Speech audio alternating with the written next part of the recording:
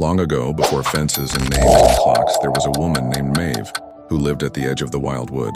The villagers said she was strange, but only because they feared the ones who remembered the old ways.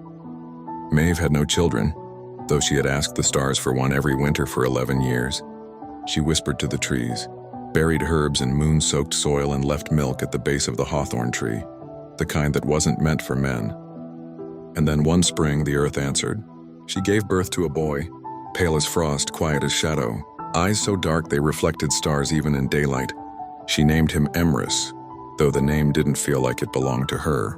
The child never cried, never laughed. He stared, he hummed, songs that didn't sound like lullabies, but more like spells being unwound.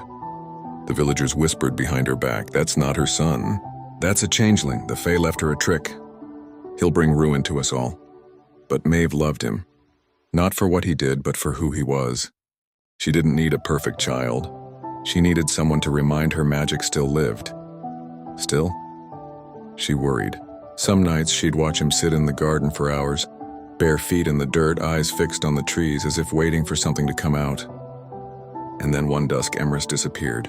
Maeve searched for 3 days. No sleep, no food, only grief. Her knees bled from climbing the hill behind her home, the one with the mushroom ring carved deep into the grass. The fairy ring everyone knew. Step inside it and you step out of time. But Maeve didn't care. She entered. Inside, the air bent like heat on stone. Colors pulsed. The sky rippled like water. This was no forest, it was a memory of one. And at the center of it all stood the Fae Queen, tall as a yew tree with skin like pearl and a crown of bones.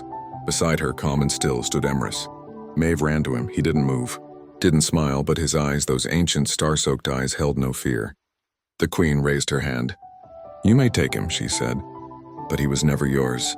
Maeve's voice cracked. "Why give him to me at all?" The Queen tilted her head like a raven. "You asked the earth for a child, and we sent you a teacher." Maeve blinked. "A teacher?" "Yes. To teach you to love what doesn't fit in your world. To love without needing to understand. That's the magic your kind lost long ago." Maeve turned to Emrys. For the first time, he spoke. "Do not take me where I must shrink to fit." His voice was soft thunder. It broke something in her, but not in a painful way. It shattered the part of her that believed love meant possession. The Queen stepped down. "You wanted a son. What you received was a soul." Maeve nodded. "Then I won't make you stay."